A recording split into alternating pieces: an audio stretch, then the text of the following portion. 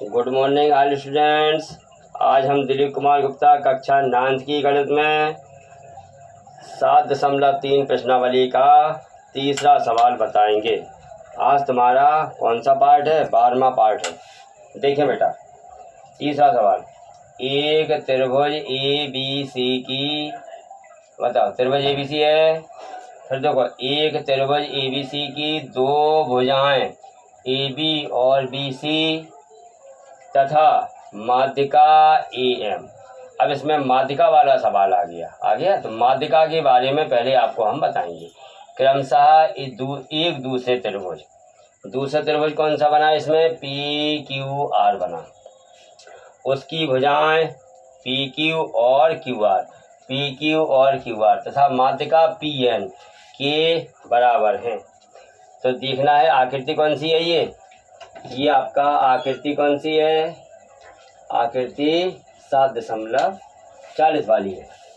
अब इसमें दर्शाइए कि नंबर 1 में क्या दर्शाना है? त्रिभुज ए बी एम और ये निशान बना, ये सर्वांग सम का निशान है। त्रिभुज A Q N A B M, देखो ए और ये बी और एम, ये त्रिभुज सर्वांग सम त्रिभुज पी क्यू एन चाहिए। और फिर नंबर 2 में चाहिए त्रिभुज ए बी सी, मतलब पूरा बड़ा वाला त्रिभुज ए बी सी और पूरा बड़ा त्रिभुज पी क्यू आर, ये सर्वांग सम त्रिभुज चाहिए। अब सबसे पहले हम बच्चों आपको क्या बताएंगे, इस सवाल में पहले क्या दिया है वो तो लिखेंगे। ज्ञात है लिखेंगे, फिर लिखेंगे सिद्ध करना, फिर क्या लिखेंगे? ज्ञात है लिखेंगे, फिर ज्ञात करना है लिखेंगे, फिर आपको ज्ञात करेंगे कैसे ज्ञात करेंगे। लेकिन ये सवाल लगाने के पहले हम आपको माध्यिका के बारे में कुछ बताएंगे। वो सुन, माध्यिका क्या होती? अगर ये 3 बिंदु आपने रख दिए, ये ए बी सी 3 बिंदु हो गए।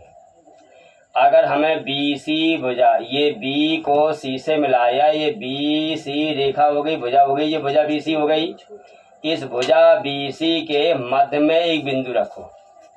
मध्य में बिंदु का मतलब होता है जो 2 बराबर भागों में बांटे।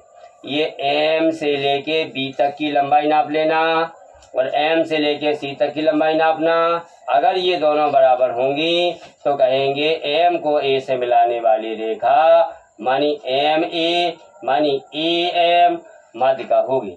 तो माध्यिका की परिभाषा क्या हो गई? माध्यिका जिस भुजा पर, माध्यिका क्या है? ए को एम से मिलाया तो ये रेखा माध्यिका हो गई। 2 बिंदुओं को मिलाने वाली रेखा ही तो माध्यिका होती है।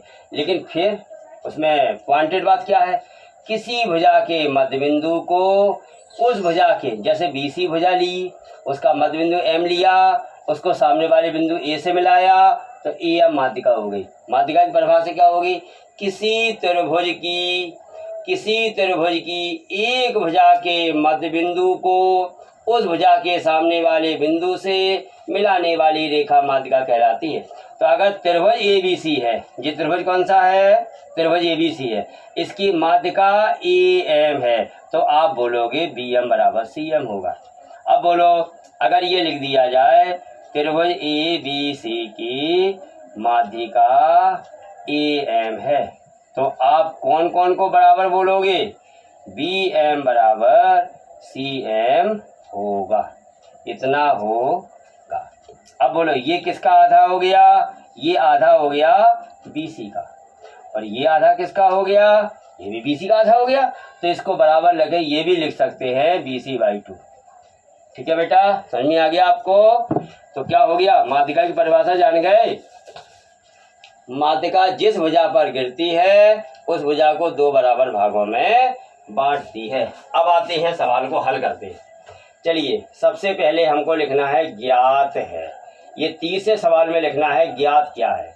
तो पहले बताओ, पहला त्रिभुज कौन सा है? A B C. और दूसरा त्रिभुज क्या है? P Q R. इन दोनों त्रिभुजों में क्या है?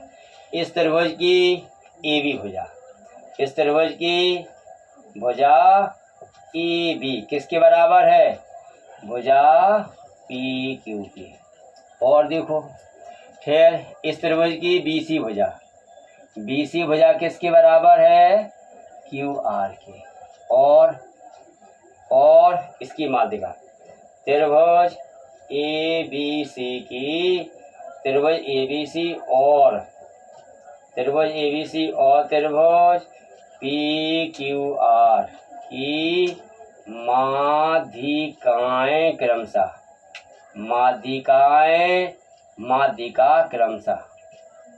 कौन कौन है? इसकी माध्यिका कौन सी है ABC त्रिभुज की? AM। और बराबर माध्यिका PN, ये भी बराबर दी गई है। अब बोला मैं ज्ञात क्या करना है?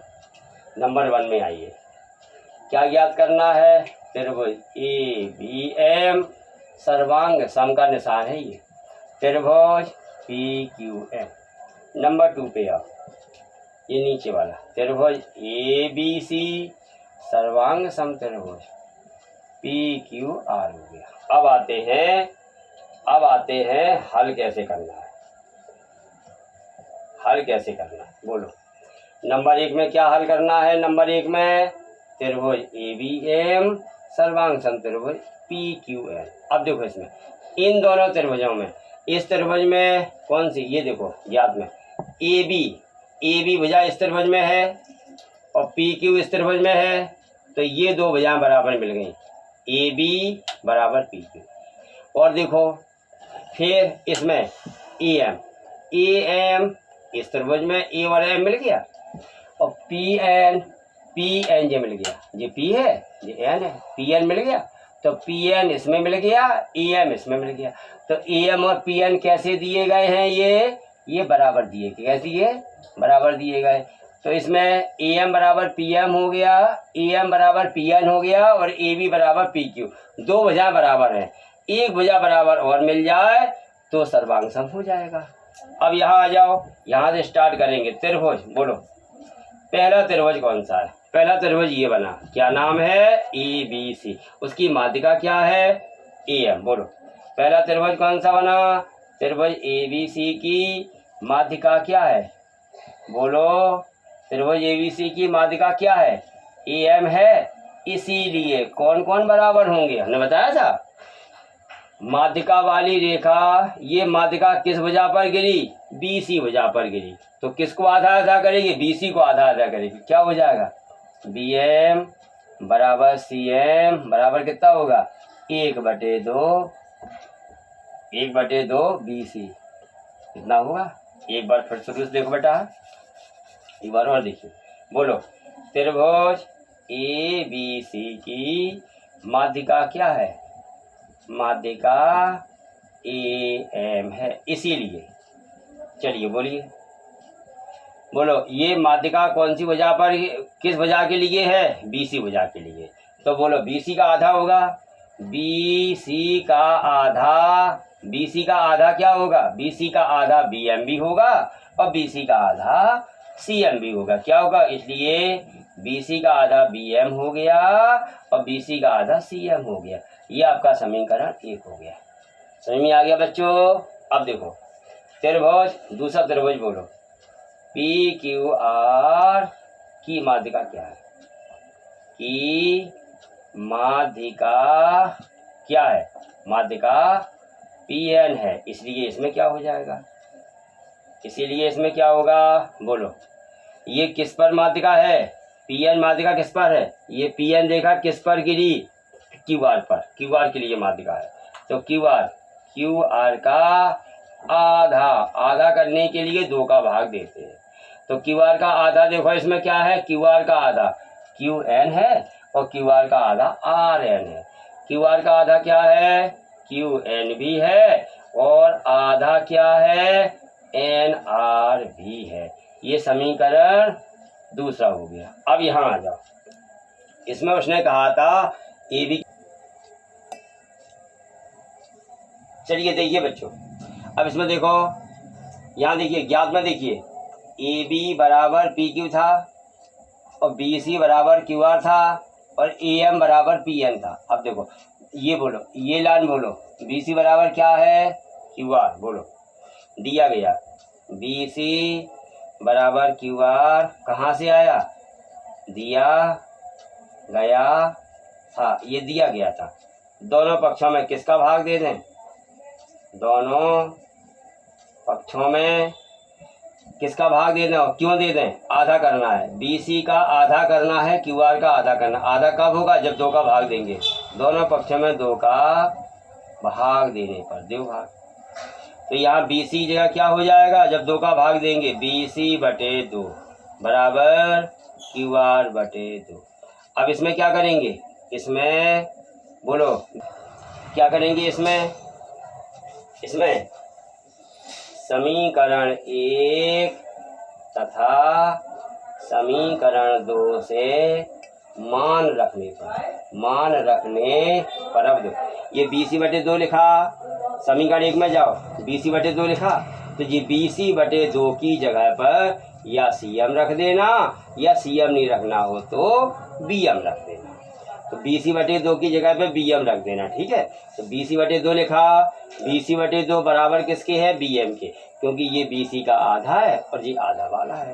तो इसकी जगह क्या लिख देंगे, BC/2 की जगह BM लिख देना, और QR/2 की जगह क्या लिख देंगे, QR/2 की जगह QN लिख देना। समझ में आ गया, BC/2 जी मिल गया, इसको हटाकर BM लिख दो, बोलो क्या लिख दें, BM लिख दिया।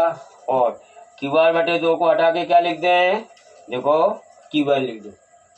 ये आपका समीकरण कौन सा हो गया, समीकरण नंबर 3 हो गया।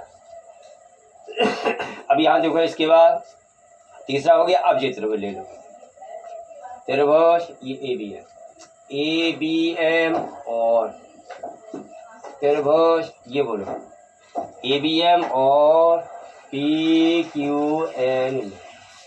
चलो, इस त्रिभुज में ये BM बराबर QN की अवस्था क्यों पड़ रही थी कि BM बराबर QN आ गया, AB बराबर PQ हमें दिया था और AM बराबर PN दिया था। अब BM बराबर QN हो गया तो तीनों भुजाएं बराबर हो गई। ये त्रिभुज कैसे हो गए, सर्वांग सम। बोलो, इस त्रिभुज की पहली भुजा AB है और इसकी पहली भुजा PQ है। ये बराबर कहाँ से आई, हमें सवाल में दिया था, ठीक। अब यहाँ आ जाओ, भुजा और कौन बराबर थी, EM वाली जो माध्यिका थी, EM वाली माध्यिका है लेकिन इस त्रिभुज में तो वो भुजा हो गई, EM माध्यिका है लेकिन इस त्रिभुज में भुजा हो गई। भुजा EM बराबर भुजा PN, ये भी दिया था। अब समीकरण 3 में क्या सिद्ध किया, समीकरण 3 में सिद्ध किया है। देखो क्या सिद्ध किया, समीकरण 3 देखो कहाँ है, ये समीकरण 3 है। इसमें सिद्ध किया BM बराबर QN। देखो BM कहाँ है, B बिंदु और M बिंदु से बनी भुजा BM हो गई, BM, ये BM मिल गया, BM इस त्रिभुज की भुजा है और QN इस त्रिभुज की भुजा है। बोलो, BM भुजा बराबर QN भुजा हो गई कि नहीं, ये QN भुजा हो गई। बताओ कितनी भुजा बराबर हो गई, बोलो, त्रिभुज ABM सर्वांग सम त्रिभुज PQN। बोलो कौन सा नियम लग गया, भुजा को इंग्लिश में क्या बोलते हैं, साइड। तो S मिल गया, फिर भुजा आ गई, फिर S मिल गया, फिर भुजा आ गई, फिर S मिल गया। कौन सा नियम लग गया, फ्रॉम S रूल से ये सर्वांग सम हो गया। ये पहला नंबर प्रूव हो गया। अब बोलो, जब दो त्रिभुज सर्वांग सम हो जाते हैं तो उसके क्या बराबर होते हैं, संगत भाग। इन सर्वांग सम त्रिभुजों की इन्हें सर्वांग सम त्रिभुज भाग बराबर होंगे। अब देखो, बोलिए, AM भुजा के सामने का कोण B मिल गया तो इसका संगत भाग Q हो गया। तो यहाँ लिख दो, कोण B बराबर किसके हो गया, कोण Q के। समीकरण नंबर 4 हो गया। ठीक, आगे देखो, चलो नंबर 2 में हमें सिद्ध क्या करना था, त्रिभुज ABC सर्वांग सम त्रिभुज PQ। इनको कैसे सर्वांग सम करेंगे, देखो, त्रिभुज ABC और त्रिभुज P, इसकी इस त्रिभुज की कौन सी भुजा है जो इस त्रिभुज की भुजा के बराबर दिया है, दिया था, बोलो ये लिखा, ये दिया था लिखा था, तो भाई यही वाला उतार दो पूरा। भुजा कौन सी, भुजा ए बी बराबर भुजा पी क्यू हो गया। तो बोलो और बोलो, ये और क्या दिया था, और भी दिया था आपको, बी सी भुजा किसके बराबर दी, बी सी भुजा क्यू आर के बराबर है। अब बोलो ये ए बी और बी सी, इन दोनों भुजाओं के बीच में कौन सा कोण बंधा, कोण बी, कोण बी जो किसके बराबर हो गया, ये लिखा कोण क्यू के बराबर हो गया। कहाँ से आया, समीकरण 4 में सिद्ध किया, समीकरण 4 में सिद्ध किया था।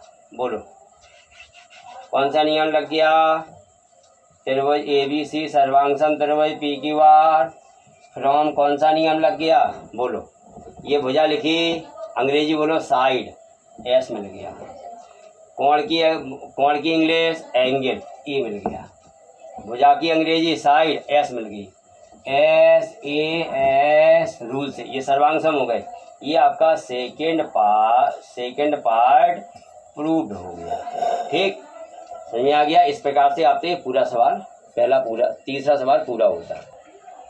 देखिए बच्चों चौथा सवाल बी ई और सी एफ एक त्रिभुज ए बी सी के दो बराबर लंबाई के शीर्ष लंब है।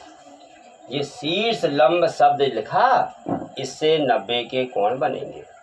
और जो शीर्ष लंब बीई और सी एफ बताए गए ये बराबर है, या बराबर लिखा तो ये बराबर लंबाई की हो गई। आर एच एस वाला जो सर्वांग समता का नियम है उसका प्रयोग करके सिद्ध करना है कि त्रिभुज ए बी सी जो बनेगा वो एक समद्विबाहु त्रिभुज होगा। अब इसमें एक शब्द आ गया शीर्ष लंब, इसके पहले सवाल में आया था माध्यिका, तो माध्यिका के बारे में समझाया था। अब शीर्ष लंब देखो क्या होता है। मान लो आपने जो ए बी सी त्रिभुज बन गया, अब हमें इस बी बिंदु से क्या खींचना है, शीर्ष लंब। तो अब क्या करेंगे, प्रकार में यहाँ से यहाँ तक की दूरी भरेंगे और थोड़ी ज़्यादा इतनी दूरी भरेंगे।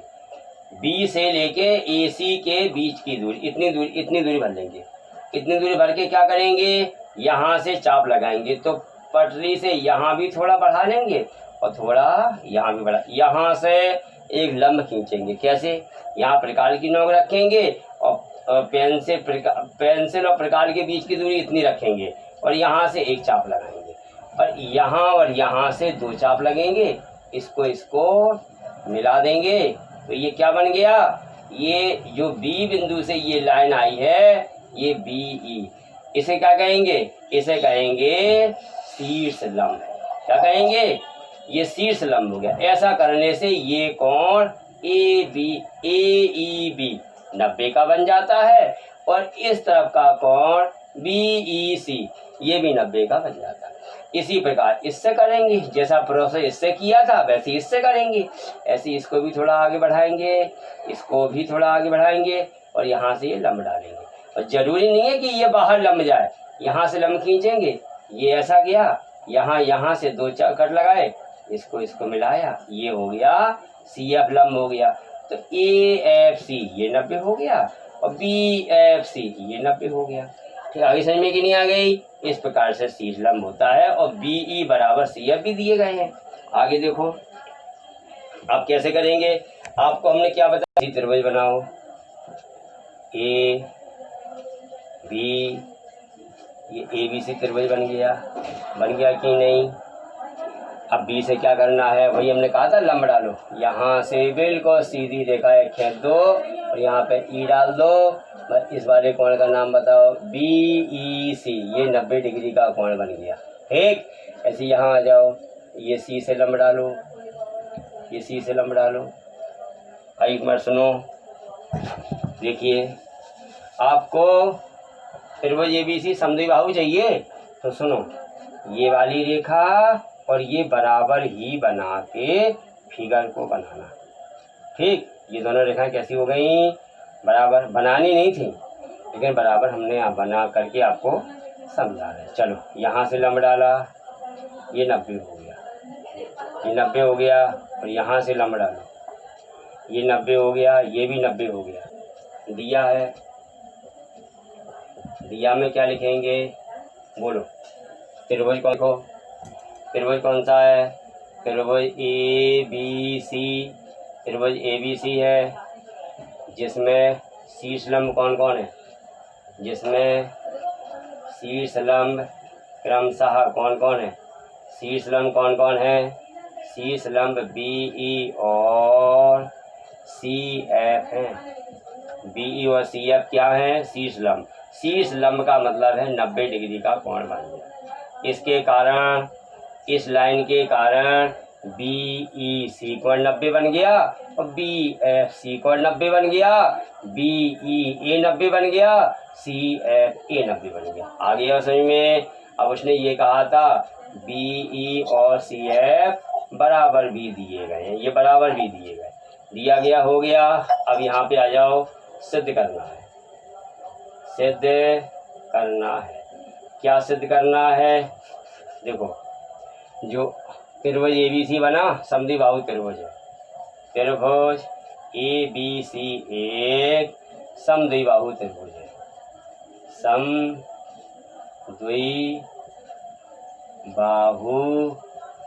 त्रिभुज है, समद्विबाहु त्रिभुज है। बताओ समद्विबाहु त्रिभुज का मतलब क्या होता है? सम माने समान, द्विबाहु माने दो भुजाएं, बाहु माने, बाहु का मतलब होता है भुजाएं, सब द्वि माने दो, सम माने समान, समान दो भुजाएं। जब दो भुजाएं समान होंगी तो समद्विबाहु त्रिभुज हो जाएगा।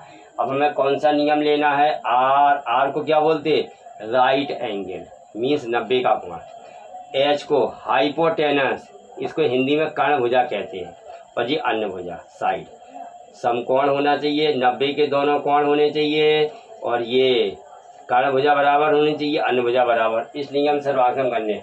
अब हल में देखो, चलिए त्रिभुज ले लो, BCE त्रिभुज ले लो, BCF ले लो। त्रिभुज BCE और त्रिभुज BCF में, इन दोनों त्रिभुजों में बताइए, इन दोनों त्रिभुजों में बोलिए, ये शीर्ष लंब के कारण, मतलब शीर्ष लंब कौन कौन है? शीर्ष लंब कौन कौन है? शीर्ष लंब BE और CF है, CF है, ये दोनों शीर्ष लंब है। इसलिए कौन सा कोण 90 हो गया? इस कोण का नाम बोलो, BEC 90 हो गया। इसका नाम बोलो BFC बराबर, ये 90 डिग्री हो गए। ठीक है, अब बोलो, ये BCE त्रिभुज में BC भुजा मिल गई, और BCF में भी BC मिल गई, तो ये कॉमन साइड हो गई। क्या हो गई? उभयनिष्ठ भुजा। उभयनिष्ठ भुजा कौन सी है? उभयनिष्ठ भुजा कौन सी है बोलो? इस 90 के सामने BC, और 90 के सामने वाली भुजा का क्या नाम होता है? कर्ण भुजा। ये कर्ण भुजा, कर्ण भुजा BC कैसी है? उभयनिष्ठ। इसका नाम कर्ण क्यों पड़ा? 90 अंश के सामने वाली भुजा को कर्ण कहते हैं। ठीक है, तो 90 हो गए, अन्य भुजा बराबर हो, ये सामने की भुजा बराबर हो गई, कर्ण बराबर हो गई। अन्य भुजा में क्या लिखना है? शीर्ष लंब बराबर दिए थे, दिया था। क्या दिया था? ये जो शीर्ष लंब थे BE बराबर CF था, ये बराबर दिए गए थे। ये शीर्ष लंब है, लेकिन इस त्रिभुज के लिए तो भुजा है ना, तो ये सर्वांग सम हो गए। कौन सा नियम लग गया? कौन सा नियम लग गया बोलो बेटा? कौन सा नियम लग गया इसमें बोलो? ये 90 अंश का कोण है, तो इसको इंग्लिश में बोलते, हिंदी में बोलते हैं 90 अंश है, मीन समकोण है, इंग्लिश में बोलते हैं राइट एंगल। तो राइट एंगल से R मिल गया। ये कर्ण वाली भुजा बराबर है, तो कर्ण वाली भुजा का मतलब होता है इंग्लिश में हाइपोटेनस, मीन्स S से स्टार्ट हो गया तो H मिल गया। और ये अन्य साइड है, अन्य भुजा है, तो ये S मिल गया। कौन सा नियम लग गया बेटा? कौन सा नियम लग गया? समकोण मानी राइट एंगल, H मीन्स कर्ण भुजा, ये S साइड हो गई। इस रूल से ये त्रिभुज सर्वांग सम हो गई। अब ये त्रिभुज सर्वांग सम क्यों किए थे? उसने तो यहाँ सर्वांग सम करने को कहा नहीं था, इसलिए किए। इसके संगत भाग बराबर होंगे। ये त्रिभुज सर्वांग सम हो गए, इन सर्वांग सम बराबर होंगे, संगत भाग बराबर होंगे। अब संगत भाग में हमने आपको बता दिया था, जब ये त्रिभुज इसके सर्वांग सम है तो ये त्रिभुज इसको पूरा पूरा ढक लेगा और ये त्रिभुज इसको पूरा पूरा ढक लेगा। अब बताओ, जब ये त्रिभुज इसको ढक लेगा, ये इसको ढक लेगा, तो ये बी कोण किसको ढक लेगा? सी कोण को ढक लेगा। तो बी कोण के बराबर क्या हो गया? सी कोण बराबर हो गया। कोण भी बराबर कौन सी हो गया? अब बोलो ये समीकरण। अब देखो कोण भी बराबर कौन सी हो गया? सबसे बड़े त्रिभुज का नाम बताओ जो यहाँ दिया गया था। त्रिभुज दिया में क्या लिखा? त्रिभुज एबीसी है। त्रिभुज एबीसी बोलो। त्रिभुज एबीसी में बताओ, इस त्रिभुज का ये कोण भी है, ये लिखा, और इस त्रिभुज का कोण सी, ये लिखा। कोण बी बराबर कोण सी समीकरण 1 में सिद्ध किया। समीकरण 1 में सिद्ध किया है कि नहीं? अब बताओ, जब एक ही त्रिभुज एक ही हो, जब एक ही त्रिभुज के दो कोण बराबर हो तो इनके सामने की भुजाएं भी बराबर होती हैं। क्या लिखेंगे? बराबर